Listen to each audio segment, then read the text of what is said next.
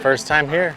It's a nice park. Fields were mowed. Everything looked nice. You can see the tractor behind me, so they're taking care of the park. Nice level of commitment there. It's always fun to come and play at a nice field like this.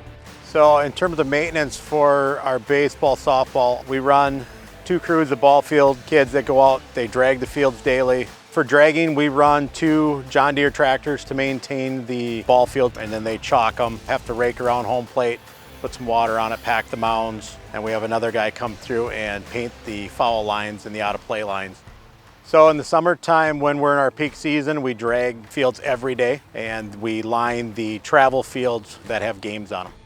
Fields typically open up. We try to have it for the April 15th date. That's kind of the date we always shoot for, depending on spring weather. We'll maintain the fields all the way into the fall. We drop off the maintenance on the number of days we do them. As our fall softball and baseball leagues start up, then we'll maintain those fields a little bit more often. Usage of the fields varies depending on the time of the year and the season we're in. During the normal in-house travel season, which is beginning of May till mid-July, they're used pretty much daily with the exception of Fridays. And then in the fall, it's very limited use on the fields in that they typically only run a travel league in the fall.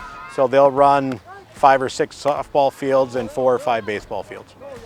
So in total, we have 46 baseball, softball fields. The 2 new fields at Hamlet Park will go into play next year. We have one large field with 90-foot bases, and the other one is the 13, 14-year-old one with 75-foot bases. We're still establishing turf. The building is currently being built for concessions and bathrooms out there, so we're looking forward to that coming online next May.